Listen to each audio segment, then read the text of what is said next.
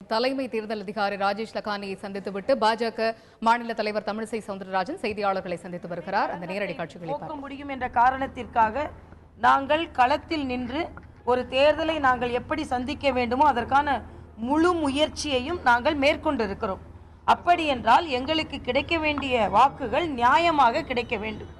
ஆனால் காலையிலிருந்தே அரவக்குறிச்சியில் பிரச்சனை. எங்களது வேட்பாளர்களுக்கும் பாரதிய ஜனதா கட்சியின் முகவர்களுக்கும் உள்ளே எண்ணிக்கை நடக்கும் இடங்களில் மேற்பார்வை இடுவதற்கான இடம் ஒதுக்கப்படவில்லை. 39 வேட்பாளர்கள் அங்கே களத்தில் இருக்கிறார்கள் என்றால் தேர்தல் ஆணையம் அதற்கு ஏற்றாற் போல இடத்தை அவர்கள் ஒதுக்கி இருக்க வேண்டும். இடமே இல்லை. இடம் கொடுக்கப்பட வேண்டும் என்று சொன்னவுடன் அவர்களுக்கு அது மறுக்கப்பட்டவுடன் அவர்கள் அதற்கான எதிர்ப்பை தெரிவித்தவுடன் அவர்கள் காவல்துறையினரால் அப்புறப்படுத்தப்பட்டிருக்கிறார்கள். ஆக ஒரு தேசிய கட்சியின் வேட்பாளர் அருமை சகோதரர் பிரபு அவர்கள் இல்லாமலேயே அங்கே வாக்கு எண்ணிக்கை நடைபெற்று வருகிறது.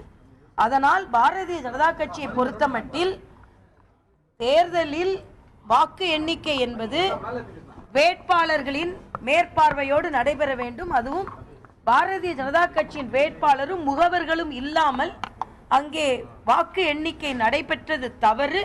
அதனால் அந்த எங்களது வேட்பாளரை வரவழைத்து அவரின் மேற்பார்வை அவர் வந்தவுடன் வாக்கு எண்ணிக்கை மறுபடியும் தொடங்கி நடைபெற வேண்டும் என்று நாங்கள் கேட்டோம். தேர்தல் ஆணையரை பொறுத்தமட்டில் எல்லா வாக்கு எண்ணிக்கையும் பதிவு செய்யப்பட்டிருக்கிறது. அதனால் முறைகேடு நடப்பதற்கு வாய்ப்பில்லை என்று சொல்கிறார்.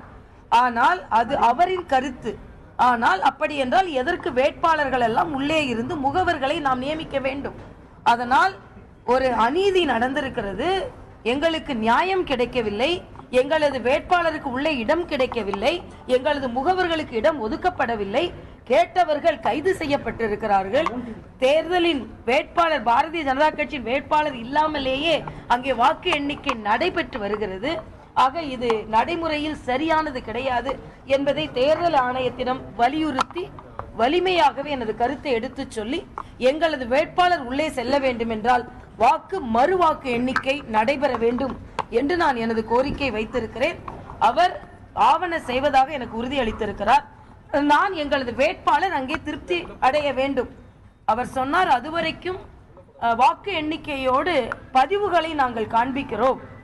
அது உங்களது வேட்பாளருக்கு திருப்தி என்றால் நாங்கள் மறுபடியும் அதற்கான முயற்சிகளை மேற்கொள்கிறோம் என்று நடைமுறை சிக்கல்களை ஆணையர் அவர்கள் சொல்லி இருக்கிறார்கள். ஆனால் நடைமுறை சிக்கல் எப்படி இருந்தாலும் ஜனநாயக முறைப்படி எங்களது வேட்பாளருக்கு நியாயம் கிடைக்க வேண்டும். பாரதிய ஜனதா கட்சி வேட்பாளர் மட்டுமல்ல, தேமுதிக வேட்பாளர் அவர்களோடு இணைந்து போராடி இருக்கிறார்கள். ஏனென்றால் அவர்களுக்கு இடம் ஒதுக்கப்படவில்லை என்று நான் கேள்விப்பட்டேன். அதனால் தேர்தல் ஆணையரிடம் நான் கேட்டுக்கொண்டது தேர்தல் நேர்மையாக நடைபெற வேண்டும் என்று தான் நாங்களெல்லாம் தேர்தலில் நின்றோம். பணப்பட்டுவாடா முற்றிலுமாக தடுக்கப்படவில்லை என்பதை நான் அங்கே பிரச்சாரத்தில் சென்றதனால் உங்களுக்கு தகவலாக சொல்கிறேன். உடனே அவர் சொன்னார் பறக்கும் படை இருந்தது, எல்லாம் இருந்தது. நான் என்னை பொறுத்த மட்டில் பறக்கும் படையும் இருந்தது, பணம் படையும் இருந்தது, அங்கே பணப்படையும் இருந்தது. அதனால் இன்று இடைத்தேர்தல் நம்பிக்கையாக நடைபெறும் அளவிற்கும் எண்ணிக்கை நம்பிக்கையாக நடைபெறும் அளவிற்கும் தேர்தல் ஆணையம் உறுதி செய்ய வேண்டும். எங்களது வேட்பாளர் திருப்தி அடையாத பட்சத்தில் வாக்கு எண்ணிக்கை மறுபடியும் தொடங்கப்பட வேண்டும் என்று நான் கேட்டேன்.